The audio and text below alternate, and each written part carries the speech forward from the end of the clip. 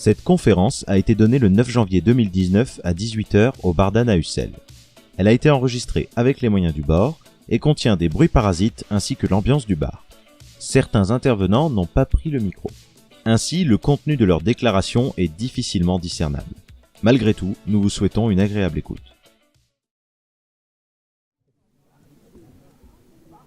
Ouais, voilà, donc on a proposé une conférence aux responsables du Bardan qui ont accepté. On les remercie bien d'avoir accepté, c'est sympa. Oui, alors Là, ils sont là. Ouais. Peut-être là-bas, tu peux monter là-bas par contre, je pense, sur place. Ah oui. Tu peux la monter là-bas l'enceinte. Sinon, celle-là, elle est liée à l'autre aussi, il faudrait monter l'autre aussi. Ouais, je crois, sinon c'est marqué sur le tableau gris là. Alors, c'est quoi le bouton pour le volume? Ouais, donc on a voulu faire une petite conférence ce soir, donc c'est prévu depuis un petit moment déjà. L'objectif, c'est de vous expliquer, enfin d'expliquer à ceux qui ne sont pas venus forcément sur le rond-point ou à Panty, notre façon d'agir, ce qu'on a pu faire depuis le 17 novembre, et ce qu'on compte faire pour l'avenir, et un peu notre façon de voir les choses. Donc au niveau des horaires, je vais parler pendant un petit moment pour vous expliquer tout ça, et après on lancera le débat s'il y a des questions, et ainsi de suite. Donc on a commencé le 17 novembre ce mouvement, même si ça s'est commencé un peu avant, parce qu'il y a une ou deux réunions qui ont été faites avant pour l'organisation du 17 novembre. Donc l'objectif, c'était à un moment donné, c'est de sensibiliser avec des gilets jaunes, le gouvernement et tous les dirigeants de ce pays pour dire attention, stop, il y a trop de taxes et il y a trop de problèmes on va dire, d'inégalité sociale et autres. Contrairement à ce qu'on peut vous faire croire tous les médias, c'est pas pour 9 centimes d'euros sur l'essence que les gens sont sortis dans la rue. Sinon, ils ne seraient pas restés autant de temps dans la rue. Donc il y a plein de revendications qui ont émergé au niveau des Gilets jaunes. Donc on a fait un tableau récapitulatif de toutes les revendications des Gilets jaunes de la 23. Donc je vous le fais passer. Je ne vais pas le relire parce que sinon ça va vous embêter, et puis moi aussi d'ailleurs. Donc du coup, vous pouvez les lire. C'est un condensé de toutes les revendications. En espérant que vous en retrouviez au moins dans quelques-unes, parce qu'elles sont quand même assez générales, voire même spécifiques par métier à la fin sur la dernière ligne. Comment dire, on va dessus, on va revendiquer des choix sur des inégalités sociales, économiques, démocratiques. Hein. Donc vous allez voir, c'est classé par pavé. Toutes ces revendications viennent du peuple, viennent des gens qui sont venus nous voir sur le rond-point ou à Panty. Voilà, donc ça c'est pour ça qu'on est sorti le 17 novembre. Donc ça a commencé par un blocage au niveau du 17 novembre, au niveau des ronds-points, et un blocage qui n'en était pas un, c'était un filtrage, on va dire. Personne n'était réellement bloqué la journée du 17, excepté un ou deux commerces qui ont été bloqués, mais le reste n'a pas été bloqué. Notre objectif, c'est pas de bloquer le citoyen lambda. L'objectif, au contraire, c'est de motiver le citoyen lambda de nous rejoindre. Donc c'est pas de le bloquer. Le blocage n'est pas intéressant pour nous. D'accord ? Nous, ce qui nous intéresse, c'est d'attaquer toutes les formes qui sont installées au niveau étatique. C'est-à-dire les impôts, les sous-préfectures, la préfecture, toutes ces choses-là. Toutes ces choses-là qui pour nous, aujourd'hui, ne représentent plus le peuple par rapport aux revendications qu'on a établies au départ. D'accord ? Donc, des blocages à 100%, vous en avez pas vu sur Ussel. Vous avez vu que des ralentissements, des opérations escargots qui ont été faites. Donc les opérations escargots, les marches du samedi matin, toutes ces choses-là, c'est pour dire on existe, on est là, on est encore là, pour vous représenter. Parce que notre objectif, c'est pas de représenter les 60, 70 personnes qui marchent le samedi matin. L'objectif, c'est de représenter 8000, 9000 personnes qui sont à Ussel, quoi. D'accord ? Et si tout le monde fait ça dans chaque ville, on va représenter au niveau national. À savoir qu'on est quand même encore majoritaire, même ce que vous disent les médias, c'est pas forcément juste, hein, c'est carrément forcément faux. Mais ils continuent à dire quand même qu'il y a 55% à 60% des gens qui nous soutiennent. Ça veut dire qu'il y a quand même beaucoup de monde derrière nous. D'accord ? Donc c'est pour ça qu'on tient aujourd'hui. Parce que tenir 2 mois de mouvement comme on fait, c'est contraignant. C'est contraignant, ça crée plein de choses. Ça crée de la lassitude, ça crée des tensions, ça crée toutes ces choses-là. Mais bon, il faut faire avec. Hein. Ça fait 2 mois et on ne va pas lâcher maintenant parce qu'on n'a pas eu grand-chose. Hein. On va vous expliquer un peu ce qui a été obtenu, même s'il y a eu quelques détails d'obtenus. Il n'y a pas eu grand-chose pour l'instant. Et ils ne veulent pas lâcher. Pourquoi? Parce qu'aujourd'hui, on est sur un gouvernement qui n'a pas les ficelles. Ils sont gouvernés par d'autres personnes, quoi. Et ces personnes, ils leur ont dit, vous lâchez pas, et ils lâcheront pas. D'accord? Il faut bien en être conscient, ils lâcheront pas. Hein? Donc nous, on va essayer de tenir jusqu'à ce qu'ils lâchent, mais c'est pas évident, quoi. D'accord? Donc le mot d'ordre aujourd'hui, c'est vraiment de dire, s'il y a des personnes qui sont intéressées pour rejoindre le mouvement, n'hésitez pas à venir. Les portes sont ouvertes, nous, on est ouvert à toute proposition. Même si je vous disais qu'il y a différents points de vue sur le groupe, et ça, c'est pas grave. Dans tout groupe, il y a différents points de vue. Hein? On apprend, ça fait 2 mois qu'on existe, on continue d'apprendre ce qui est le fonctionnement de groupe. Hein. Donc forcément, il y a des erreurs qui se font, il y a des erreurs qui sont corrigées, d'autres qui n'ont pas encore été corrigées, qui vont être corrigées, et ainsi de suite. Donc on va essayer d'évoluer pour être le plus positif possible et pour essayer d'avancer. Nous, notre objectif, c'est pas que le peuple se désunisse, au contraire, c'est que le peuple s'unisse. C'est ça notre objectif.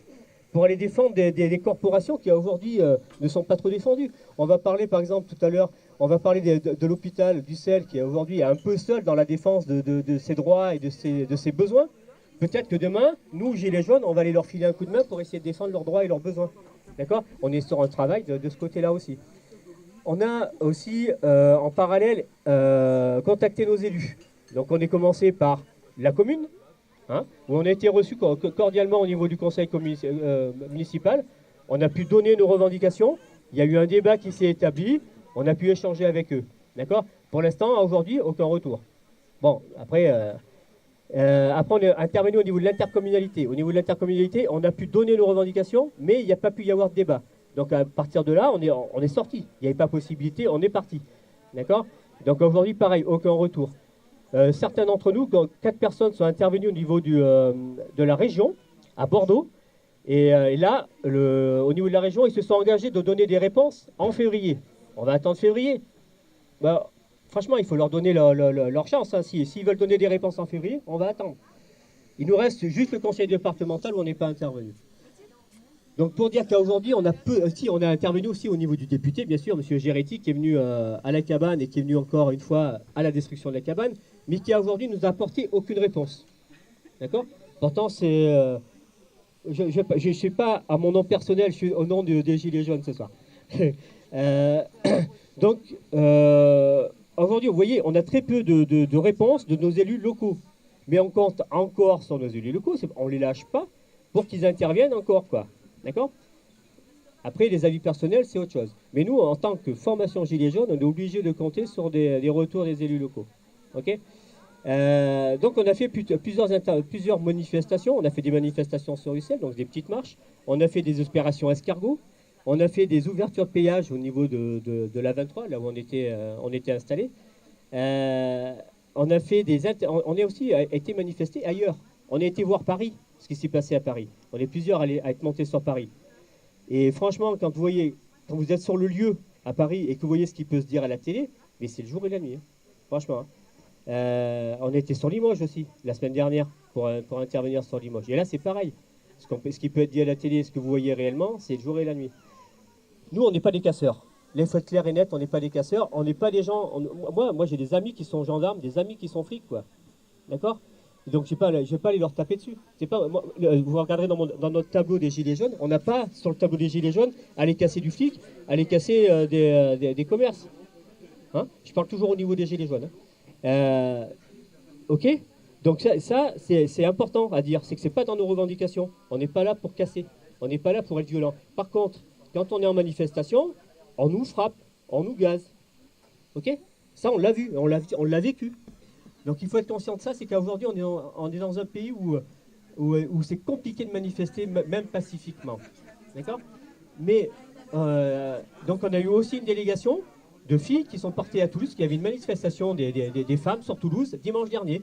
Et donc on a une délégation de filles qui sont portées sur Toulouse. Donc vous voyez, on essaye d'agir, de représenter l'A23, comme on dit, parce que l'A23 c'est la sortie d'autoroute, dans les grandes villes, et on essaye de vous sensibiliser au niveau local pour dire on existe là, on existe bien, rejoignez-nous. Ça c'est vraiment le mot d'ordre de la soirée, c'est rejoignez-nous. On essaye de bosser, on essaye de faire des choses, on va voir, on va essayer même d'évoluer dans le futur par rapport à des groupes de travail sur des métiers bien particuliers. On va essayer d'évoluer là-dessus. On va relancer nos politiques par rapport aux non-réponses qu'on a aujourd'hui, ça c'est sûr. Donc voilà, on a besoin de toute main, quoi, de toute réflexion. Comme je disais un jour, c'est que dans un groupe, on est tous utiles, personne n'est indispensable. Moi, personnellement, je peux partir demain, je ne suis pas indispensable. Par contre, on est tous utiles. Quand on est là, on est tous utiles. Et tout le monde compte les uns sur les autres. Donc ça, c'est super important, par contre. Aujourd'hui, on a une cohésion. C'est vrai qu'il y a eu des frictions. Il y a eu des frictions, comme dans tout groupe. Moi, ça fait des années que je suis engagé. Ça fait des années que je travaille dans des groupes. Et dans tous les groupes, vous trouverez des frictions. Dans tous les groupes, vous aurez des problèmes de conflit. C'est normal, c'est normal. Après, c'est à nous d'essayer d'amenuiser les choses par notre comportement à nous aussi. Et à se remettre en question par rapport à ce qu'on a fait. C'était peut-être pas forcément bien. Et revenir sur des choses qu'on a fait. Et peut-être avancer sur d'autres choses différentes. D'accord Donc, dans ce qu'on a à venir, donc dans la semaine, ici, bon, il y a la conférence de ce soir. On va essayer de renouveler ce genre de choses pour essayer d'aller sensibiliser les gens vraiment aux proches, d'aller chercher les gens dans les bars, dans des salles, dans peut-être d'autres lieux. Certainement un jour à l'hôpital, un autre jour dans d'autres corporations de métiers. Ça, c'est notre objectif, d'aller chercher les gens et essayer de les faire les convertir. Parce que les gens, les convertir à notre mouvement, les gens, ils sont convertis à nos revendications, ça c'est sûr, ils ne peuvent qu'être reconvertis à nos revendications. Elles touchent tout le monde, les revendications qu'on a. D'accord et qu'on soit patron ou pas, tout le monde est avec nous aujourd'hui. Vous voyez nous, on n'est pas anti-patron, on n'est pas en tous ces trucs-là, on n'est pas là-dedans. Regardez les revendications, lisez-les bien, tout le monde a en tiré là-dessus. Par contre, les grands groupes et tout ça, ceux qui se gavent sur votre dos, oui, cela c'est pas bon. D'accord? Mais c'est marqué sur vos revendications si vous le lisez bien. Donc à venir, on a samedi, il y a un rassemblement national à Bourges. Donc certainement qu'on a une grosse délégation qui va partir sur Bourges pour représenter la 23.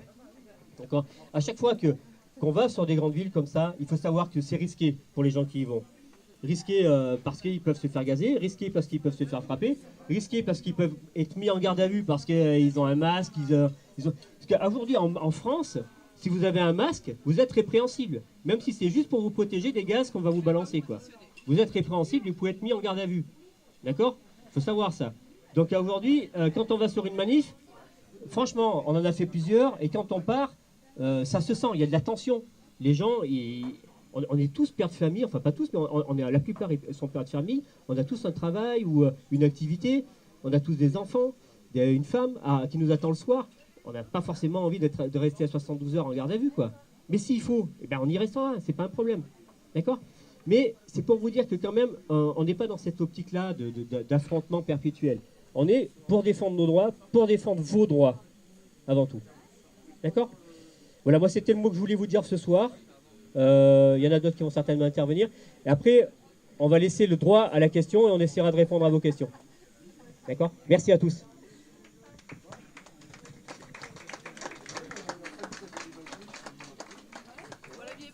Bonsoir, moi je prends 5 minutes pour vous parler d'un problème particulier. On avait décidé au sein des Gilets jaunes de créer des groupes de travail axés sur des revendications plus spécifiques.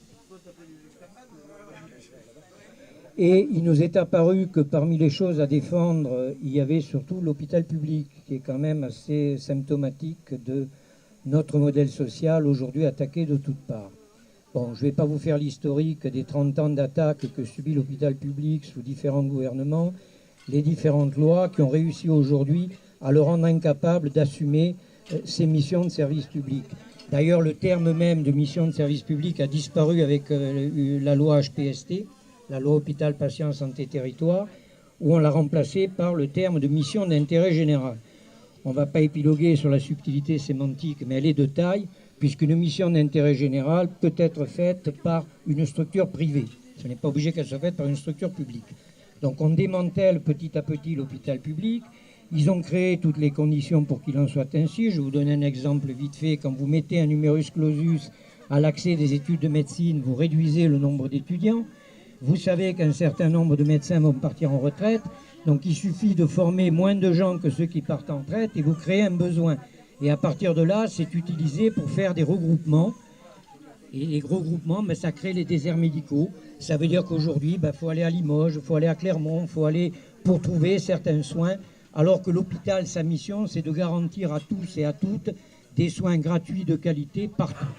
Aujourd'hui, cette mission elle est remise en question. Donc, les personnels hospitaliers mènent une lutte depuis des années dans des conditions particulièrement difficiles. Leurs conditions de travail sont de plus en plus exécrables. La pression auquel ils sont soumis par leurs nouveaux managers, puisqu'aujourd'hui on est sur le modèle de l'hôpital-entreprise, elle est insupportable. Bon, je pense qu'on ne peut plus rester sourd aux cris de plus en plus stridents de ces gens-là, mais à eux seuls, ils n'arriveront pas. J'ai milité pendant 30 ans dans les hôpitaux. On peut gagner sur un certain nombre de revendications, mais on n'arrive pas à infléchir une politique nationale. Or, il va falloir infléchir cette politique, revenir sur la tarification à l'activité, revenir sur un certain nombre de choses. Et ça, il n'y a que l'alliance des usagers et des personnels qui peut permettre d'y arriver. Donc on a créé un groupe de travail qui se réunit pour la première fois demain à 18h30 à Ponty. Vous y êtes invités, tous ceux qui s'intéressent à ces problèmes-là et qui ont envie de défendre l'hôpital public peuvent y venir. Et ce groupe rédigera un certain nombre de propositions. On ira rencontrer les organisations syndicales de l'hôpital parce qu'elles sont incontournables dans ce débat-là. Et on essaiera de voir comment on peut travailler, comment on peut créer un collectif de défense personnel usager de l'hôpital public. C'est fondamental. Désolé d'insister un peu là-dessus, mais aujourd'hui, 25% des Français ne se soignent plus. C'est une statistique de l'INSEE, ce n'est pas les Gilets jaunes qui le disent. Et c'est vraiment une injustice criarde de ne même plus pouvoir se soigner. Voilà, il faut défendre à tout prix. Alors c'est un travail de longue haleine, il ne faut pas attendre forcément des résultats immédiats. Il y a une grosse bagarre à mener, mais il est impératif qu'on la mène, sinon les conséquences seront dramatiques pour l'ensemble des populations. Voilà, il faut mener cette lutte. Vous savez ce que disait Brecht, il arrive que ceux qui luttent perdent, mais ceux qui ne luttent pas ont déjà perdu. Merci à vous. Merci bien. Juste un détail avant de commencer le débat et puis laisser la parole à ceux qui veulent prendre la parole. Un petit détail pour les Gilets jaunes directement. On va se faire une petite réunion à la fin pour parler d'organisation. D'accord ? Voilà, donc là, si vous avez des questions, n'hésitez pas, allez-y, posez des questions.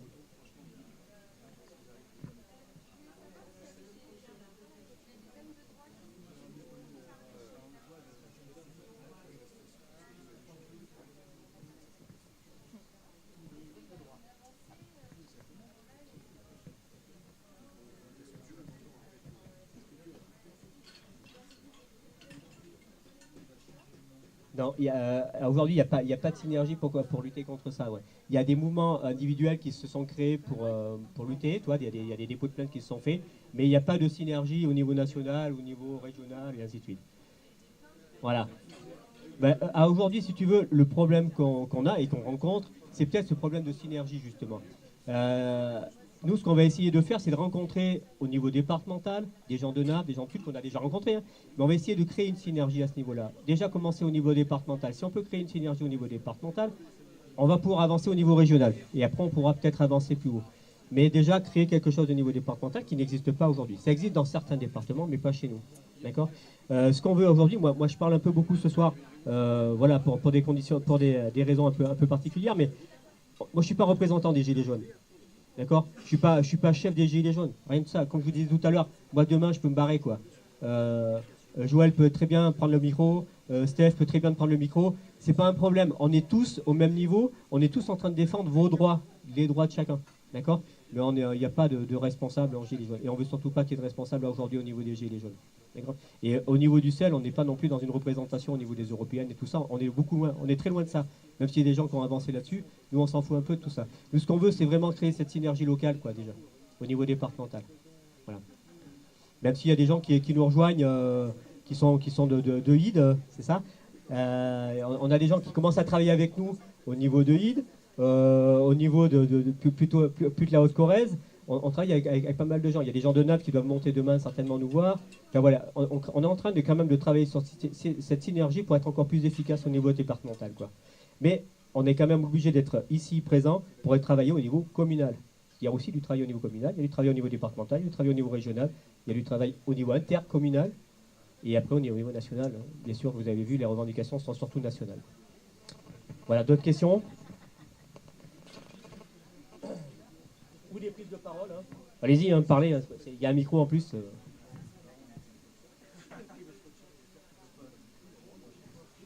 Allez. Qui est le premier à parler ?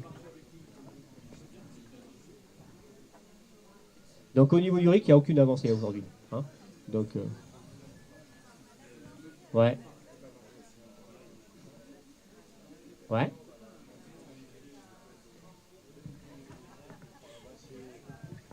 Bonjour à tout le monde. Ils pensent déjà de faire avancer le RIC en le faisant avec des maires de communes.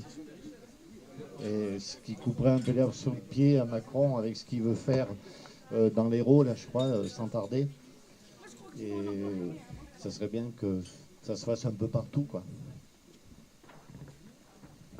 Ça c'est une bonne remarque. Et c'est ce qu'on a, quand on a été voir notre maire au niveau du CEL et l'intercommunalité, les premières choses qu'on a demandé, c'est des référendums locaux. Tu vois ? Et c'est ce que vous êtes en train d'installer au niveau de l'ARIEC. Donc quand je disais qu'on n'avait pas de réponse au niveau des revendications locales, quand on était à la mairie, on leur a pas demandé d'augmenter de 30% le SMIC. Hein. Ils n'ont pas les billes. C'est plutôt aux députés qu'on a demandé ça. Mais au niveau local, on a demandé surtout une représentation locale. On a demandé des assemblées populaires. On a demandé des référendums locaux. On a demandé des comités locaux aussi. D'accord ? Donc tout ça a été demandé au niveau communal, au niveau intercommunal et au niveau régional. Maintenant, on attend les réponses. On n'a pas de réponse aujourd'hui. Ouais.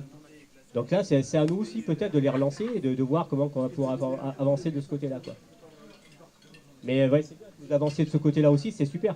Et c'est pour ça que de travailler tous ensemble au niveau des Gilets jaunes, c'est génial. Voilà, mais c'est ça qui est bien, ouais. Mais je pense qu'il y a plein de maires qui sont ouverts et qui sont volontaires. Mais aujourd'hui, ils ont quand même, il y en a pas mal qui ont des menottes au niveau des partis, quoi, quand même.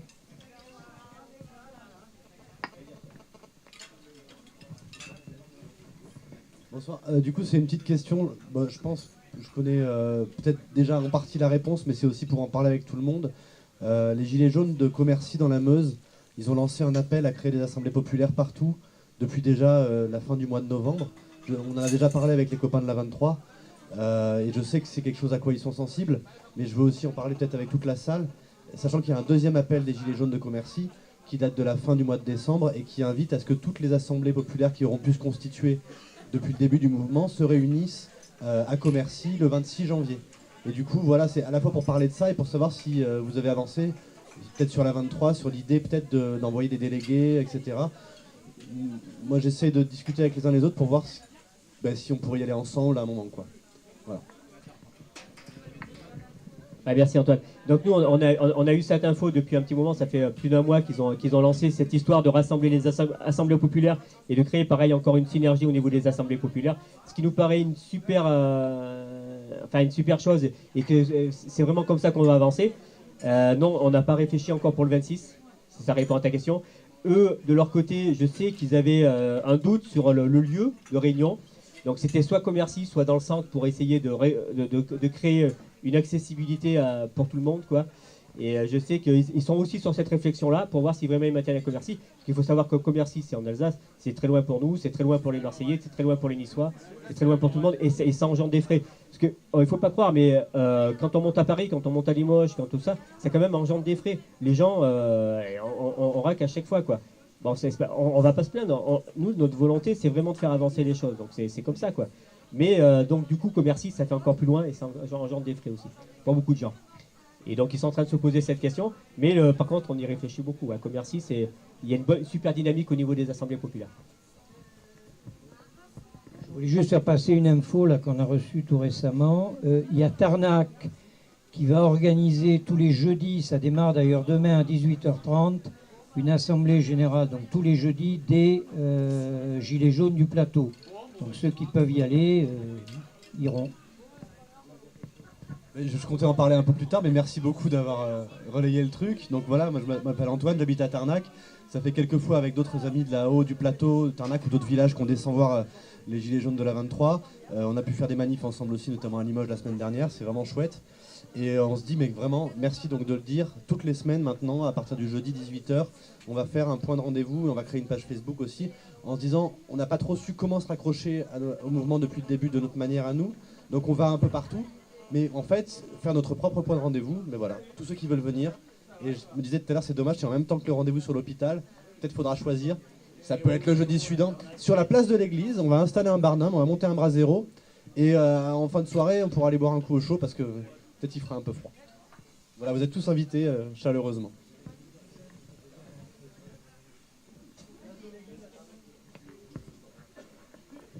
question pour rebondir, c'est Assemblée Générale, l'idée c'est quoi? C'est l'autodétermination, il y a des ordres du jour, comment ça va fonctionner?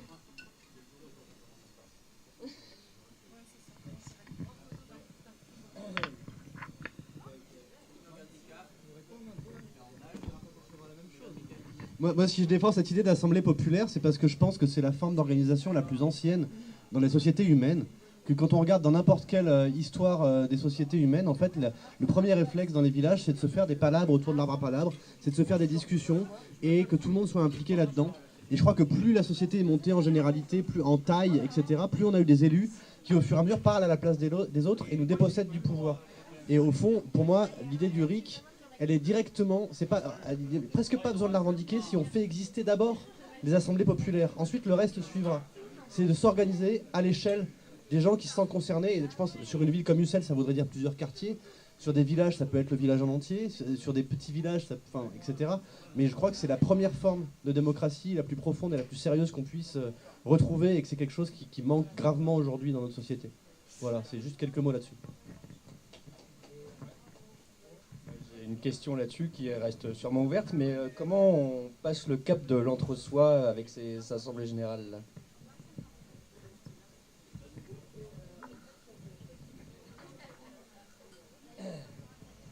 C'est compliqué, bien sûr. Et c'est pour ça que ce que disait Antoine, c'est bien, c'est de localiser les assemblées, toi, de dire c'est le village qui le fait, c'est le quartier qui le fait. Donc du coup, tu vas cibler, toi. Et après, forcément, tu peux créer une assemblée par quartier et, je sais pas, semestrielle et annuellement créer une assemblée pour la ville. Et du coup, tout va un peu se concorder et créer la synergie dont on parlait tout à l'heure au niveau des départements et ainsi de suite. Et après, quitte à créer, c'est ce que propose un peu Commercy, c'est-à-dire quitte après à créer une assemblée populaire départementale, une assemblée populaire régionale. Ça peut très bien se faire. C'est pas un problème, c'est qu'une question de volonté. On a eu, quand on a parlé des assemblées populaires au niveau de la commune, on nous a dit oulala, oulala. On a essayé de faire des réunions de quartier, ça n'a pas marché. Ben oui, parce que si tu veux, les règles du jeu n'étaient pas définies par le peuple. Elles avaient été définies par une personne et imposées par une personne. Si tu crées une assemblée populaire, il faut que les règles de l'assemblée populaire soient créées par le peuple lui-même, par l'ensemble des gens qui vont participer à l'assemblée populaire. Et ça, ils ne l'ont pas compris. Eux, ils imposent des réunions de quartier, ils imposent des réunions de ville. Et forcément, les gens, ils n'y vont pas, ils ne se sentent pas concernés parce que ça ne vient pas d'eux. Mais le jour où ils vont comprendre que tout va venir des gens, eux-mêmes, qui vont définir les règles, là, ça va marcher. Il y a le cap légal à marcher, et donc c'est pour ça qu'il faut que ce soit mené par des élus, par des gens qui sont assez poisseux là. Après, je rends le micro. C'est un exemple que j'aime beaucoup citer. C'est une ville au Mexique qui s'appelle Cherán, dans un état qui s'appelle le Michoacán, qui concerne à peu près 20 000 personnes sur la ville de Cherán. Et ce qui est intéressant, c'est qu'il fonctionne aujourd'hui depuis maintenant plus de 6 ans en assemblée populaire, et que c'est parti d'une lutte. C'est parti d'une lutte pour la dignité, c'est parti d'une lutte de gens qui ne voulaient pas se laisser entièrement bouffer, et en particulier il s'agissait de raser les forêts. En gros, la mafia est venue pour acheter à peu près toutes les forêts et couper, ils ont coupé 10 000 hectares en 2 ans. Et un jour, les gens se sont soulevés, ont bloqué les camions, et ont dit ça suffit, les ruisseaux sont pourris, on a plus de vie nulle part, on arrête ce trafic à la con. Et ils ont commencé à tenir des barricades. Les barricades sont devenues des lieux de délibération. De la délibération sont nés des conseils de quartier. Et aujourd'hui, ça fait 6 ans qu'ils s'organisent avec des conseils de quartier qui sont nés sur ces barricades et qui continuent à exister comme lieu de vie populaire et qui sont coordonnés entre eux. Donc là, il n'y a pas forcément d'entre-soi. Je pense qu'il peut y avoir un entre-soi au niveau du quartier, mais en fait, dès que tu commences à rencontrer le quartier d'à côté, on sort déjà de ça. Et c'est des trucs ensuite... j'ai aussi envie de te renvoyer la question, comment tu ferais, toi? C'est un sacré défi, quoi.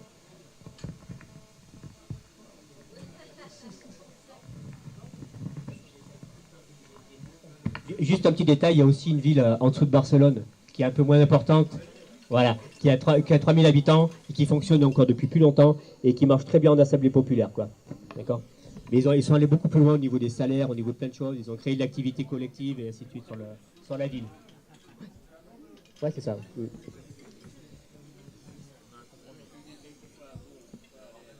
Donc Bourges, il y a un appel national pour aller à Bourges. Donc, parce que Bourges, c'est centré quand même. Tu vois, ouais, par rapport à la France, c'est pour justement que tout le monde puisse y accéder.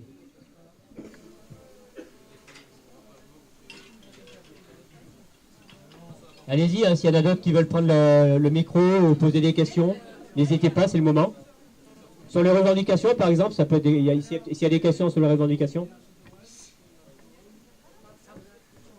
Non?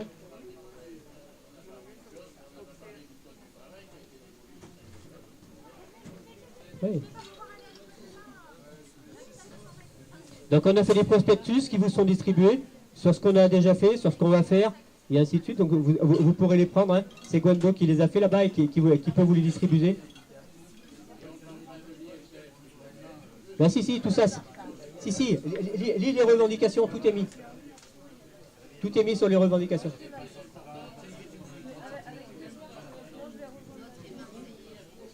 Ah ben c'est clair.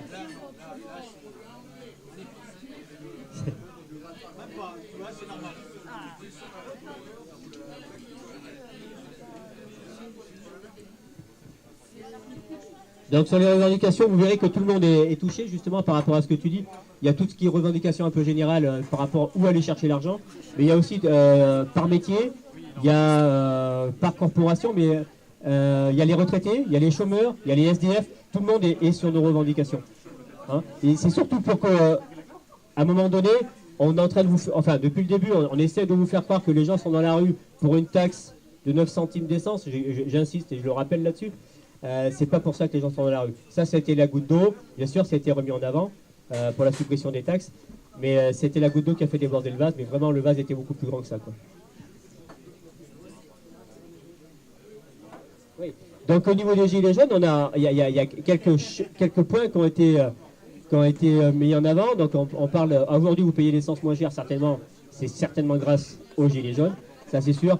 Il y a des choses qui ont été... Même au niveau local... Il y a une discussion qui se fait, là, peu de gens le savent, mais il y a une discussion qui se fait sur les permis de conduire, par exemple, où il y a, au niveau de la région, ils se sont engagés pour travailler sur le permis à 5,5 au niveau de la TVA, quoi. D'accord? De le baisser à 5,5. Et donc ça se fait au niveau régional. Donc c'est ce qui a été négocié au niveau de la région. Après, bon, les autres soi-disant avancées nationales, vous les avez tous vus à la télé. Mais il y a quand même pas mal de blocages qui ont été faits jusqu'en juillet. Il faut savoir qu'en juillet, ça va repartir, quoi. Les taxes vont repartir, les contrôles techniques vont repartir, tout va repartir en juillet. Donc c'est pour ça qu'on ne lâche pas aujourd'hui, parce que si on lâche aujourd'hui, eux aussi, ils vont se lâcher, quoi. Hein, et ils ne vont pas nous lâcher, surtout. Donc c'est vraiment un truc...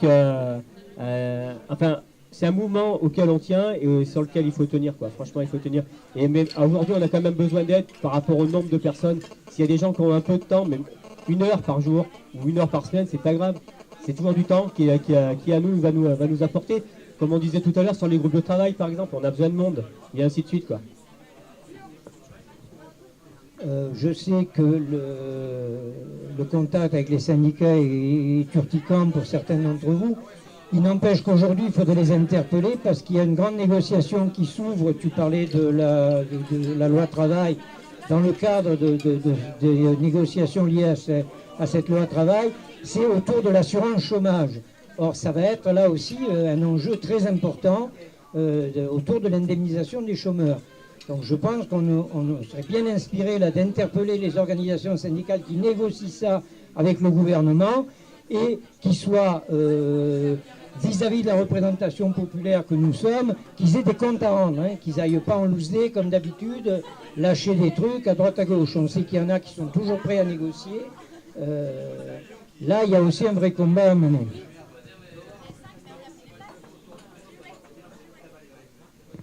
Bonjour. Une info juste sur les revendications. Il y en a beaucoup, mais le salaire étudiant, en fait. Le salaire étudiant? Donc aujourd'hui, on a des étudiants. Moi, j'ai tenu ce bar pendant 1 an là, avant que ce soit repris par les jeunes et qui maintiennent et qui voient qui dynamisent encore plus. C'est génial. Mais j'ai vu beaucoup de jeunes dans ce bar. Et les jeunes, l'année dernière, toi, quand ils ont passé le bac, combien de jeunes ont arrêté parce qu'ils n'avaient pas de thunes, quoi.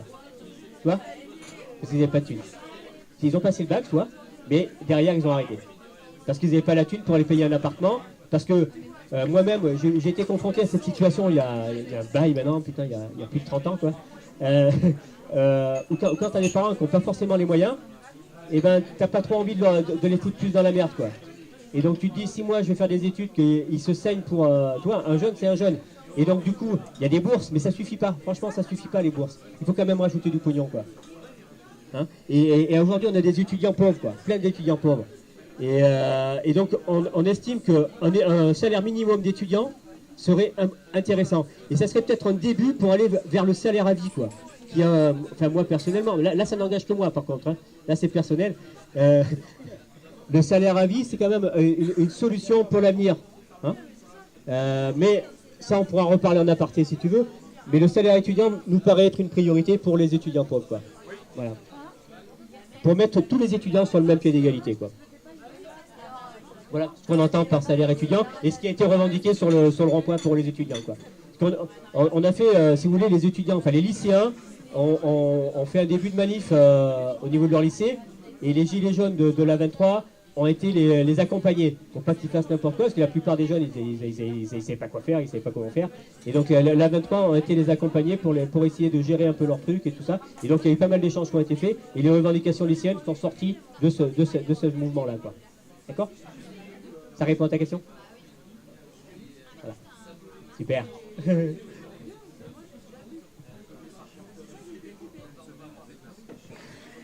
S'il n'y a pas d'autres questions, oui.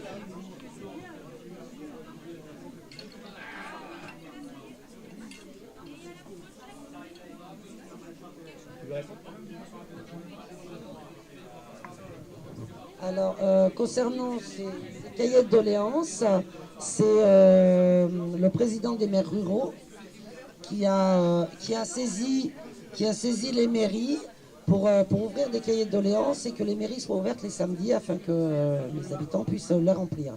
Il y a certaines mairies qui ont suivi et qui ont joué le jeu, et il y en a d'autres qui ont refusé totalement. Donc voilà, après on ne peut pas obliger parce que ce n'est pas une obligation. Maintenant, à savoir que les cahiers de doléances, vous pouvez toujours faire vos doléances et les téléphoner à des mairies et les envoyer par mail. Ou voilà, enfin il y a toujours une solution et une possibilité de continuer. Je sais qu'il y a quelques mairies qui sont en retard pour les renvoyer au président de la République, si son nom est encore d'actualité. Mais il y a d'autres mairies qui n'ont pas voulu, qui ont refusé à ouvrir des cahiers. Moi, je voulais juste rajouter une petite chose, c'est que notre comportement aussi peut...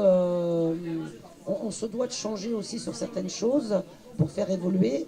Je pense que d'être présent, de se montrer, de montrer le mécontentement d'une bonne majorité de gens qui rament de plus en plus pour pouvoir atteindre les fins de mois, sans parler ceux qui n'y arrivent pas du tout, c'est de notre comportement d'achat. Et je pense que de boycotter les grandes marques, là où il y a les lobbies, là, on peut aussi contribuer à faire changer les choses. On a beaucoup de petits producteurs, on a la chance d'être dans un endroit où il y a des petits producteurs quand même assez... il y en a quand même en grand nombre. Et dans les supermarchés, que ce soit Leclerc, Carrefour, n'importe lesquels, on arrive à trouver des produits, des producteurs locaux.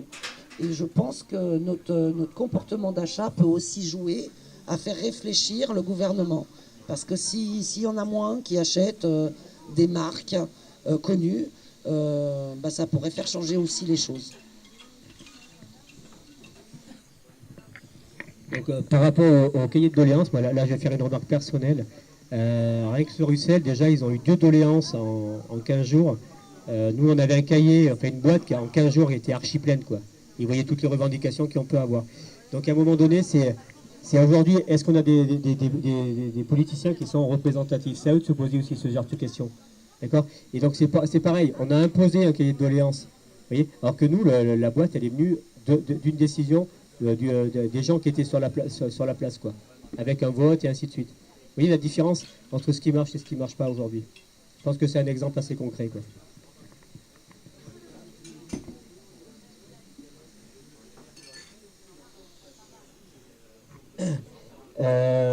Penser, je sais pas. J'espère, en tout cas. Voilà. Après, on voit très bien encore le jeu politicien, par contre. Tu vois, quand on a été voir les communes et les intercommunaux, ils nous disent qu'il n'y a pas de discours possible avec le député. Quand on va voir le député, il nous dit qu'il n'y a pas de discours possible avec les maires et les intercommunes. Tu vois? Donc à un moment donné, si c'est cassé à ce niveau-là, si au niveau de cette strate de décision c'est cassé, t'as beau faire des doléances au niveau des maires, si au niveau des députés il ne les fait pas remonter parce que c'est cassé, toi il y a un gros souci. Voilà, je pense qu'il y a vraiment un gros travail. Et c'est pour ça justement, en les poussant à bout, ils vont peut-être se remettre en question. Là je parle au niveau du groupe, je parle pas à mon niveau à moi. D'accord? Eh bien c'est agir, c'est faire ce qu'on fait tous les jours.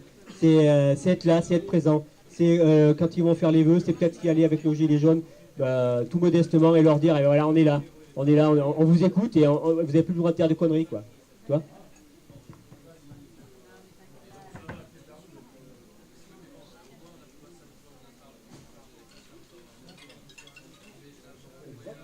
Exactement, mais ça je suis tout à fait d'accord avec toi.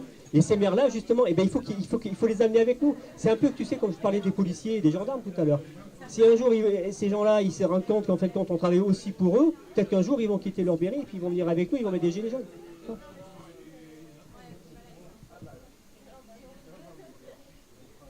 Nous, on l'a déjà fait. On l'a déjà fait. Mais c'est vrai, par contre, tu as raison, on ne l'a pas fait au niveau des communes alentours. Et ça manque.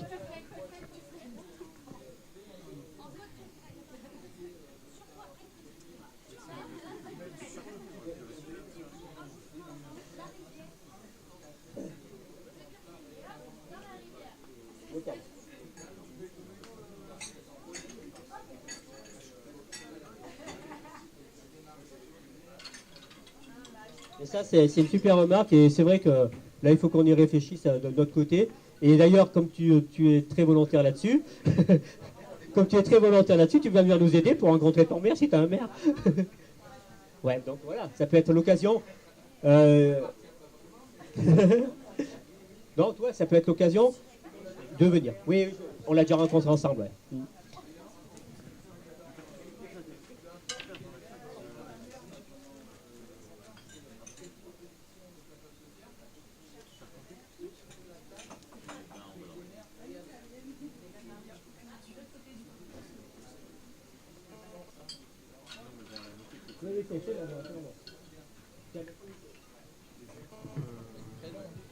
Je pense qu'il faut vraiment repartir de la base pour pouvoir s'exprimer et on va rencontrer des gens qui connaissent nos conditions de vie.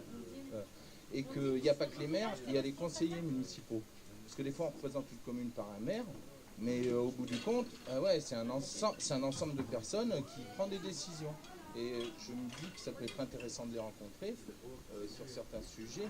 Sur certains sujets, ça peut être intéressant de les rencontrer et puis de les habituer à nous voir et à participer au débat public, en fait. Bon, c'est les idées que vous aviez, hein, moi j'invente rien, mais je reste attaché à la base, quoi, en fait. Et je pense qu'après, on peut monter.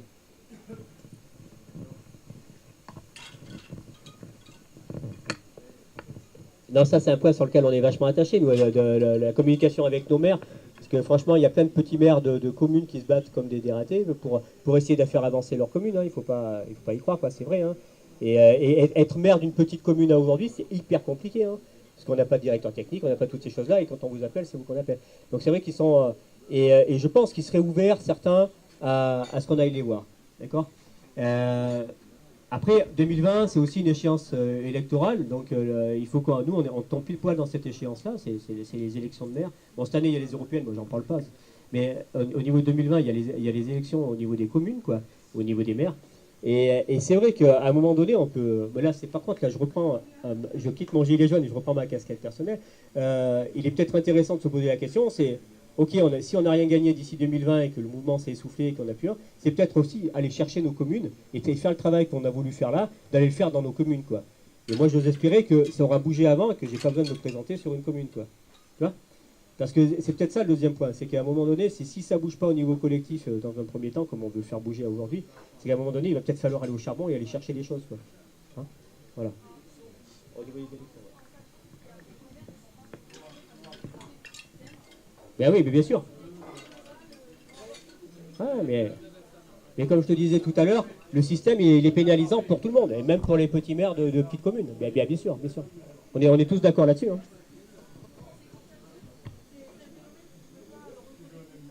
Ah non, mais attends. Ben, pourquoi l'État ne veut pas le reconnaître aujourd'hui? Parce que l'État n'est pas représenté au niveau des mairies. Et donc là, le demain, ils se disent, s'il y a plein de maires qui démissionnent, oui, il y a ça, il y a les deux. Mais aussi demain, s'ils ne se représentent pas, ils vont se dire, ben, tiens, on va pouvoir mettre Charlie Chaplin au niveau de la commune de Sarrou-Saint-Julien, par exemple. Non, non, mais toi, c'est pour dire qu'à un moment donné, ça peut-être les arranger qu'il n'y en ait pas qui se présentent aussi. Attention, il y a toute une stratégie électorale derrière. Hein.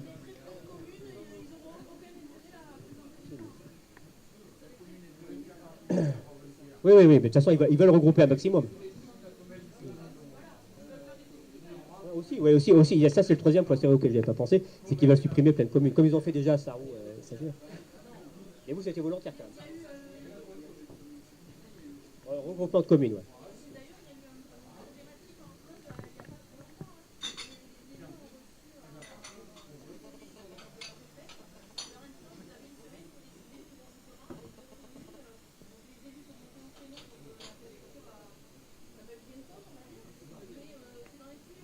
Mais bien sûr que c'est dans les tuyaux.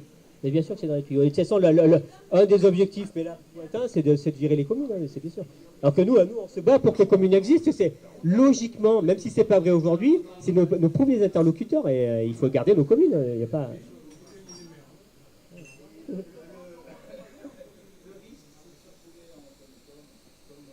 Ouais, c'est ça. On débat. On débat.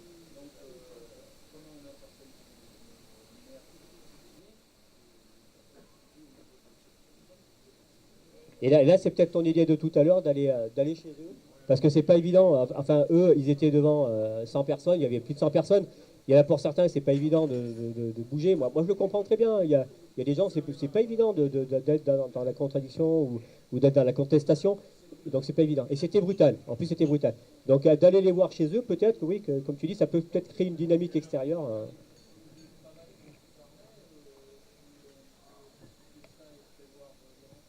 Ben, ça serait peut-être intéressant de monter un groupe de travail pour aller discuter avec les petites communes. Ouais.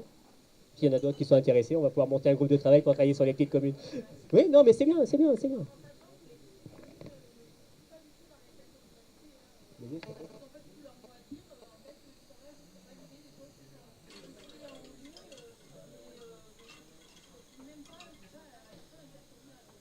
Donc ça fait deux qui vont travailler dans le groupe.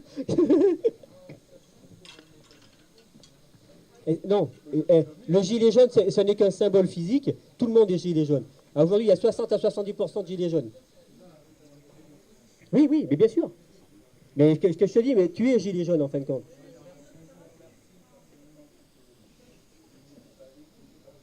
Ouais. C'est pas grave. De toute façon, il y a des gens qui nous rejoignent aujourd'hui. Hier, il y en a qui nous ont rejoints au 17, mais c'est pas grave ça. T'es pas gilet jaune, peut-être que demain tu viendras nous aider à passer une heure avec un gilet jaune. On ne sait pas ce que l'avenir, voilà. Mais tu sais, moi j'avais jamais mis de gilet jaune avant. Hein.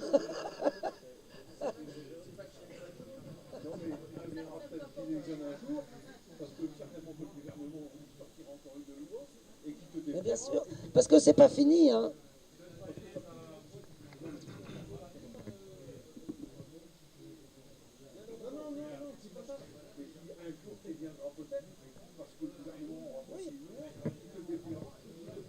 Que...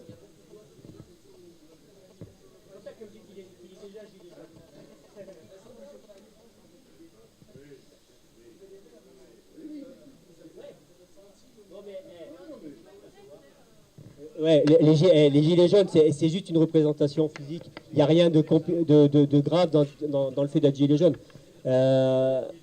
Et franchement, tu viens avec ton gilet jaune ou pas, on va t'écouter, quoi.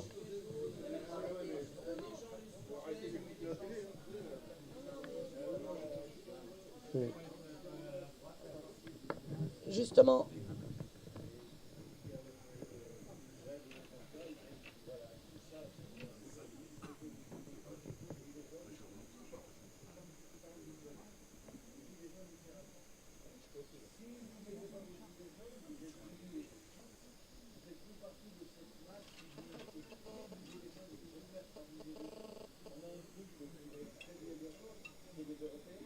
C'est ça.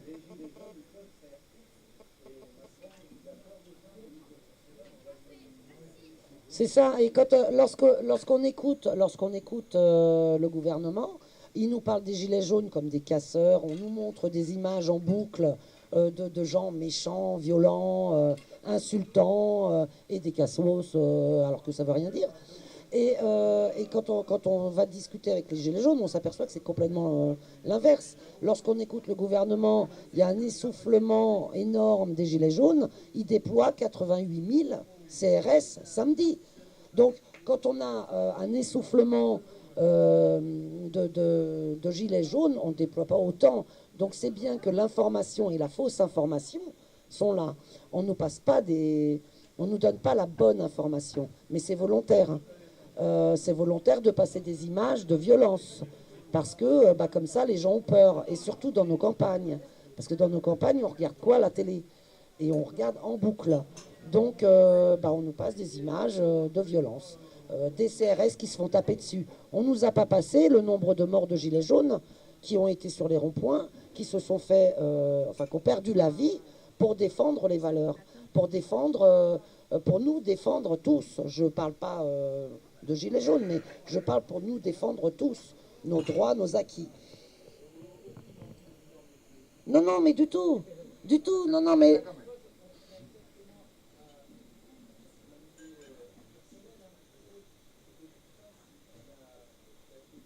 Oui, bien sûr, hein, mais bien sûr. Bien sûr, mais à aujourd'hui, on n'entend pas beaucoup... Aujourd'hui, on n'entend pas beaucoup de bien, mais on fait trembler le gouvernement. Faut pas se leurrer. On les fait trembler. Ils sont en cellule de crise.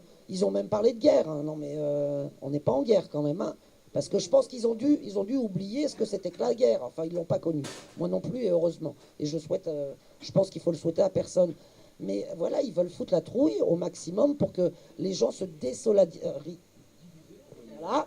Ouais, vous m'avez compris. Mais au contraire, ça fait l'inverse. Et ça, ils ne l'ont pas géré du tout. Ils n'ont pas géré le nombre de gilets jaunes, ils ne le gèrent pas.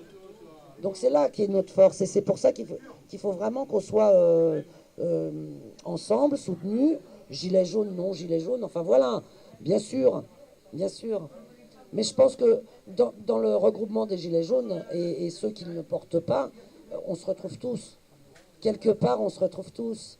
On n'est peut-être pas d'accord sur tout. Moi, je ne suis pas d'accord sur la violence. Mais aucune révolution s'est faite une rose à la main. Aucune. Et s'il n'y a pas de violence, il n'y a pas de solution. Malheureusement, on se rend compte que les révolutions se sont faites dans les flammes, dans le sang. Oui, mai 68, enfin tout, quoi. Avant les gilets jaunes, il y avait les bérets rouges. Les bérets rouges, ils y sont allés, ils ont fait des dégâts. Et avant les bérets rouges, il y avait les bonnets. Ben oui.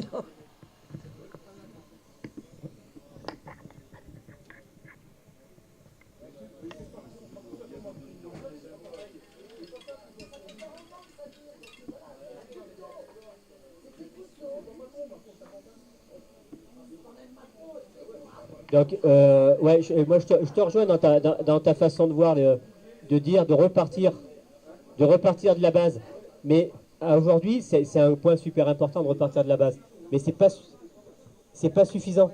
C'est pas suffisant. Et c'est pour ça que nous, on va sur Paris, qu'on va sur Limoges, qu'on va partout. Parce qu'à un moment donné aussi, il faut faire un changement au niveau national, quoi. Tu vois, il faut vraiment qu'il y ait un changement de vision. C'est ce qu'on demande, un changement de vision. Et je pense qu'il faut cumuler les deux. Agir au niveau des mairies, agir au niveau des communes. Mais il faut aussi agir au niveau national. Sinon de toute façon, oui, mais tu as raison, tu as tout à fait raison. Et bon, après, comme je disais tout à l'heure, les gilets jaunes, les premiers à en jouer, c'est nos gouvernants. Pourquoi? Parce que quand ils vont regarder une manif, ils vont dire, ouais, vous avez vu, il n'y avait pas que des gilets jaunes. D'accord?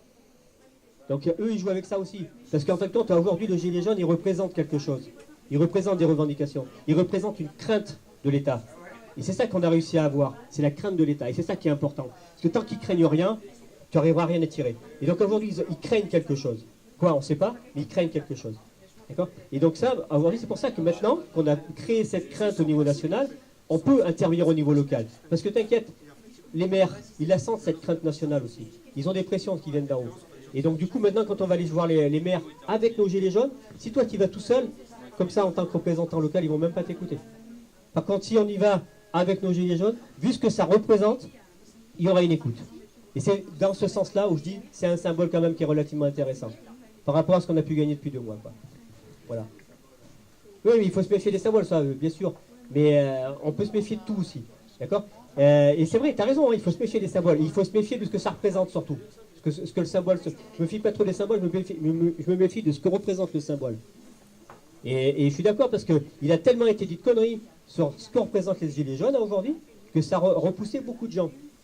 Moi, quand je suis arrivé, c'était un mercredi, toi, où je ne sais pas trop quoi faire, genre là, même si j'ai plein de choses à faire. Je me suis dit, tiens, je vais aller à La Réunion. Il paraît qu'il va y avoir un mouvement le 17, donc le samedi d'après. Donc j'ai dit, tiens, moi je suis assez curieux, je vais aller voir ce qui se dit à cette réunion. Je suis tombé sur une 50aine de personnes qui faisaient une réunion.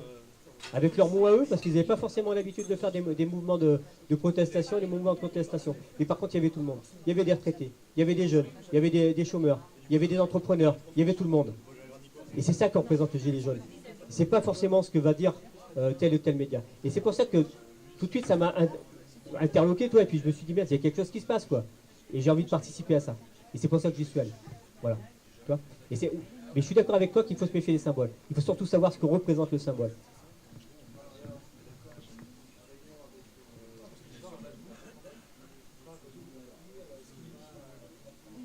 Oui, tout à fait. Non, c'est...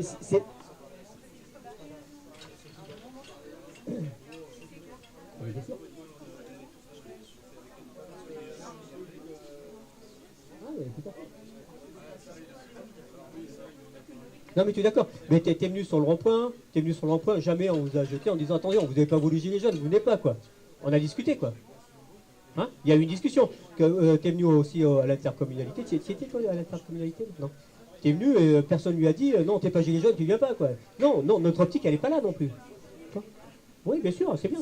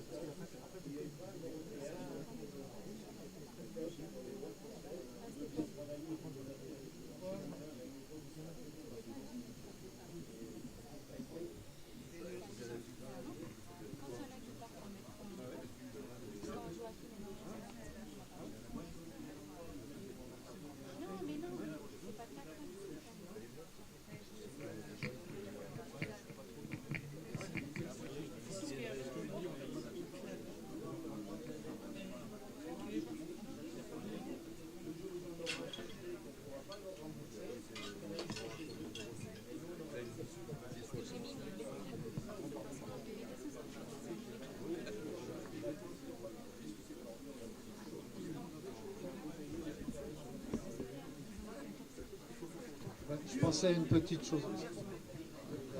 Je pensais aussi qu'il serait peut-être important aussi de changer l'esprit un peu des gens qui sont mal informés, justement, et pouvoir aller à leur rencontre. Parce que moi, je m'aperçois qu'il y a des gens qui sont gilets jaunes, mais qui sont contre les gilets jaunes.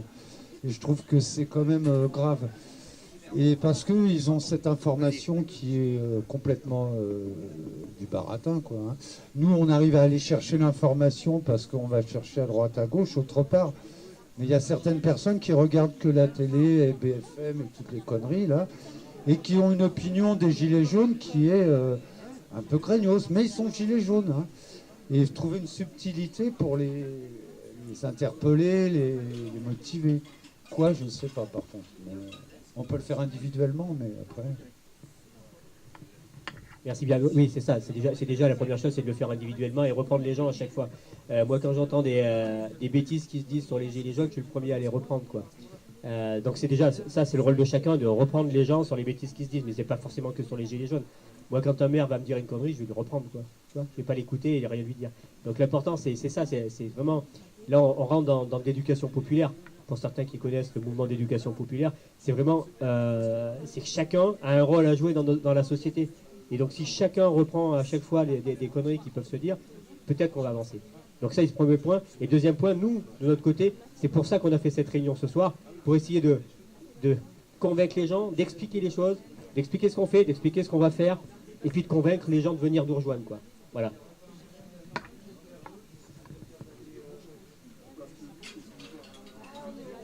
Non, mais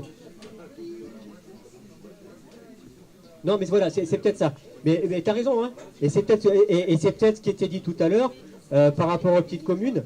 C'est peut-être aussi de faire des réunions publiques dans chaque commune, dans chaque salle. Toi, d'aller faire une petite réunion publique pour donner, parce qu'on a des anciens dans les petites communes qui vont pas forcément se déplacer au Bardane à Ussel, quoi. Et donc peut-être d'aller les chercher chez eux, d'aller les convertir chez eux, c'est peut-être la solution. Et là-dessus, je pense qu'il faut qu'on avance vite et sur ce groupe-là pour faire avancer cette chose-là. Ouais. Oui, bien sûr. Tout à fait. Comme on essaye modestement de vous faire ce soir, quoi. D'autres personnes qui veulent prendre la parole ou poser des questions? Après avoir que le rond-point a été démantelé, entre guillemets, c'est quoi la suite du mouvement aujourd'hui du groupe des Gilets jaunes de la 23? C'est quoi les actions à venir et vous êtes où? Vous faites quoi concrètement? Ok. Donc on était au rond-point au lendemain du 17 novembre et il a été construit quelque chose d'assez cossu, même au niveau du rond-point. On a des très bons constructeurs au niveau du groupe. Et d'ailleurs, on les en remercie parce que c'est pas évident non plus de construire ce genre de bâtiment. Mais on savait très bien qu'à un moment donné, ça n'allait pas durer. Donc il y a une telle pression au niveau préfectoral, au niveau communal, au niveau même plutôt du député, qui font qu'à un moment donné, au niveau d'une assemblée, il a été voté de dire on va aller chercher une salle au niveau de la mairie d'Ussel. Et donc c'est toi, alors on est vraiment sur de l'assemblée populaire où à chaque fois on essaye, hein, même si c'est pas parfait, quoi, on essaye de voter toutes les décisions qu'on fait au niveau d'une assemblée à main levée, quoi. Et donc du coup on a été au niveau de la mairie d'Ussel pour négocier une salle. Donc le maire d'Ussel au début s'était engagé pour nous trouver une salle en centre-ville. Et bien évidemment, le jour où on était pour négocier la salle elle s'est trouvée à l'extérieur de la ville, c'est-à-dire sur le site de Ponty, au camping. Donc aujourd'hui on est installé à Ponty. On est installé à Ponty, on va dire. Bon, on va pas tout critiquer non plus. On a une salle, on peut recevoir des gens, on peut y être. Nous, notre optique, c'est pas forcément de rester à Ponty. Donc eux, ils se sont engagés, ni dans une salle. Ils se sont engagés pour nous trouver une salle en centre-ville, mais on a aussi l'optique, parce qu'en fin de compte, du coup, on a pris le goût à construire, et on a peut-être l'optique de construire ailleurs, quoi. Voilà. Mais aujourd'hui, on peut pas vous en dire guère plus. Voilà. Oui, donc on va continuer nos marches sur Ussel, on va continuer des opérations escargots, on va vraiment rentrer dans le vif du sujet au niveau des groupes de travail, tu vois, pour essayer d'avancer sur les communes, sur l'hôpital, sur d'autres secteurs de métier. Ça c'est des actions vraiment concrètes. On va essayer aussi d'agir sur d'autres lieux comme Bourges, Limoges, Clermont. On n'a pas encore été à Clermont. On va essayer d'avancer sur travailler en local avec Ide, avec Naves, Tulle, Limoges, Tarnac. On va essayer vraiment de se fédérer pour essayer d'arriver à quelque chose. Alors aujourd'hui, on ne sait pas encore. Moi, je ne prends pas la parole à titre individuel. Donc, on n'a pas voté le fait de monter une association ou de faire ces choses-là. On n'en est pas de là encore. On essaye vraiment de se fédérer déjà, même si c'est comme ça, quoi, entre nous.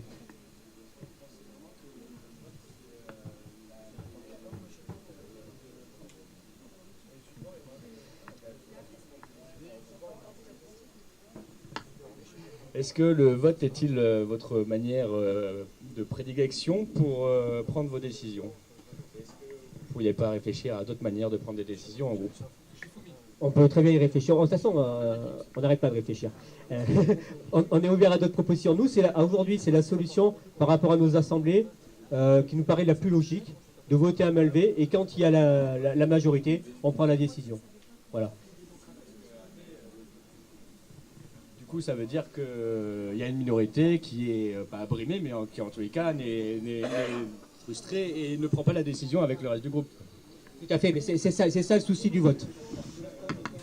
C'est ça le souci du vote, c'est que tu vas toujours frustrer des gens, parce qu'il y en a qui sont contre la décision qui a été prise. Et forcément, si tu es contre une fois, ça va, mais si au bout de 5-6 fois que tu dis à chaque fois que tu es contre le truc, c'est sûr qu'il y en a qui vont se retirer. Et ça, c'est le côté un peu pervers de ce genre de façon de faire, quoi. Mais c'est vrai qu'il y a certainement des solutions à faire là-dessus. Ouais. Mais il y en a des solutions. Hein. Moi, j'en connais aussi. Mais aujourd'hui, c'est assez compliqué pour mettre en place, toi. Mais certainement que ça peut être... Ouais. Mais c'est peut-être une solution à travailler aussi, ouais. Mais c'est une super remarque parce que on vit aujourd'hui Franco de Port, c'est-à-dire que on a des conflits qui se créent dans le groupe. Et comme je vous disais au tout début de la réunion, c'est complètement normal qu'il y ait des conflits qui se créent. Donc ça, c'est un cas qui peut créer des conflits, mais il y a plein d'autres cas qui peuvent créer des conflits. Donc voilà, mais on vit avec, hein, puis on vivra avec pendant un moment encore. Après, moi, je vais parler en mon nom. Il y a des choses qui ont été votées que je n'étais pas forcément favorable. Je ne suis pas obligé d'y aller et de les faire. Donc après, on se retrouve dans... Moi, je me retrouve dans certaines choses, pas forcément dans tout, parce que tu peux pas être entièrement d'accord sur tout, mais tu n'es pas obligé de le faire. Donc voilà. Mais je suis toujours gilet jaune et ça ne m'empêche pas d'avancer. Mais je ne me battrai pas pour certaines choses où je ne serai pas forcément d'accord, donc je ne le fais pas. C'est la liberté. Après, d'autres moyens, il doit y en avoir. Après, il faudra qu'on en discute. Mais c'est vrai que le vote en réunion, c'est important parce que c'est de la démocratie, tout simplement, et direct. Voilà, je vois pas les autres façons, mais on en parlera. Donc là, je suis assez sceptique parce que si on impose des choses, c'est pas bon non plus. Mais on n'est pas obligé de suivre tout et n'importe quoi.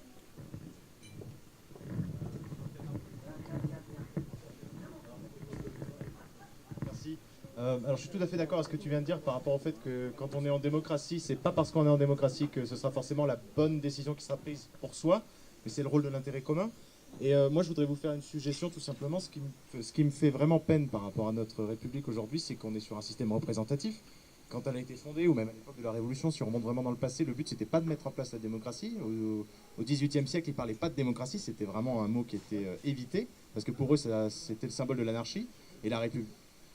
Oui, voilà. Alors du coup, moi, la suggestion que je voulais vous faire, c'était que si jamais vous avez une élection à faire, il y a un système de vote qui est vraiment pas mal, qui est le système du jugement majoritaire, qui est assez récent, en fait, qui date des années 2000, qui a été mis en place par des mathématiciens français.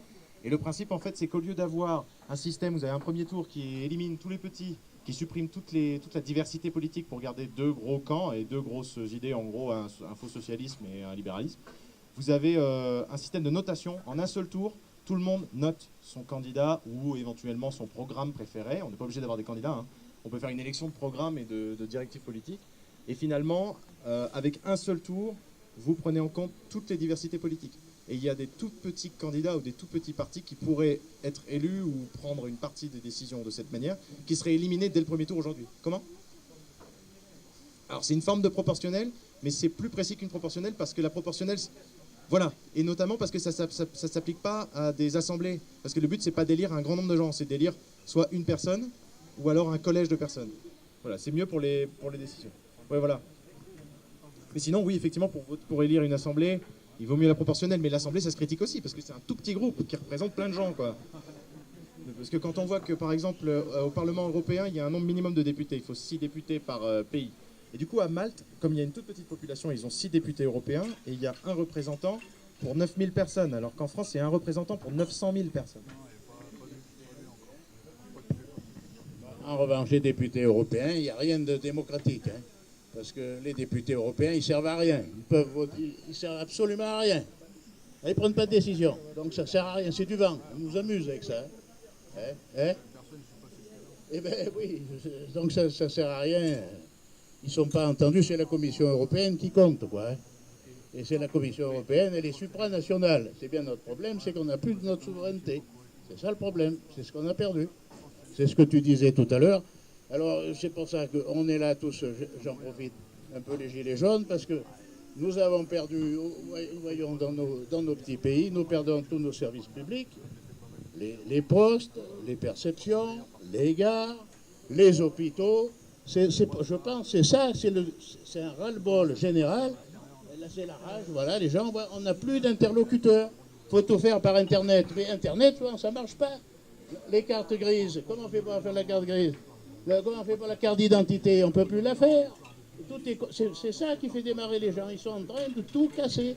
Ils veulent casser tous les conquis sociaux qu'ont fait nos aïeux. Voilà. Et on n'a pas encore eu la belle surprise du prélèvement à la source. Ça va venir. D'autres questions dans la salle? Donc, on va peut-être clôturer. On va clôturer. Oui. Oui. Ouais. Donc on va clôturer la réunion de ce soir parce qu'il n'y a plus de questions. C'est ça? Une petite dernière alors, une petite dernière. Êtes-vous exclusif avec les personnes que vous appelez casseurs du coup Est-ce que vous êtes exclusif avec les personnes qui sont décrites comme étant des casseurs? Parce qu'après c'est large aussi comme groupe et... Non. Si tu veux, comme l'a très bien dit tout à l'heure ma collègue, quand on vote, il y a des décisions qui sont prises sur des actions, et des fois des actions qui sont un peu plus dures, mais elles sont majoritaires au niveau du vote. Et il y a les gens qui se sont engagés pour faire ces actions-là, ils vont sur ces actions-là. D'accord? Nous, il y a casseurs et casseurs aussi, quoi. Tu vois? Il faut se méfier du mot casseur. Il y a de tout dans les casseurs. Okay, la personne qui va se défendre parce qu'elle est gazée, voilà, elle se défend, elle se relève, elle a un geste un peu incertain ou un truc comme ça, ou qui va vraiment pousser pour avancer sur un mouvement, elle est considérée aujourd'hui comme casseur. Un mec qui a un masque, il est considéré comme un casseur, d'accord? Alors que pour nous, c'est pas des casseurs.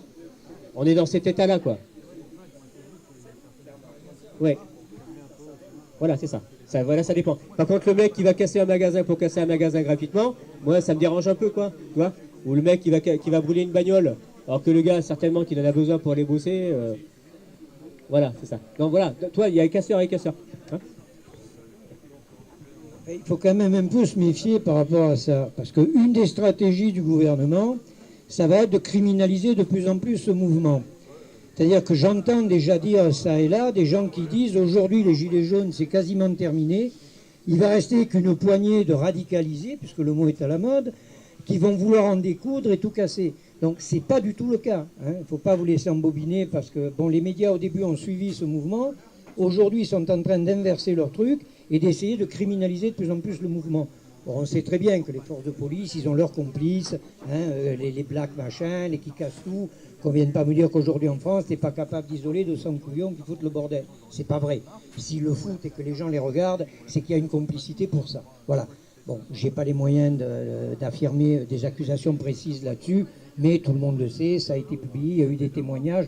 Donc attention à la criminalisation du mouvement. Les Gilets jaunes continuent, comme tu l'as très bien expliqué, avec leurs valeurs, à défendre leurs revendications, et ils continueront à les défendre jusqu'au bout, en essayant d'éviter au maximum, mais ça ne peut pas s'éviter. Là, j'entendais des gens qui font des histoires autour du boxeur, là, qui a mis des niaques, mais enfin, quand c'est un particulier qui les prend, les niaques, on fait moins d'histoires. Donc si les gens décident de défendre le système, ils savent aussi que c'est à leurs risques et périls, comme ceux qui luttent contre. Merci.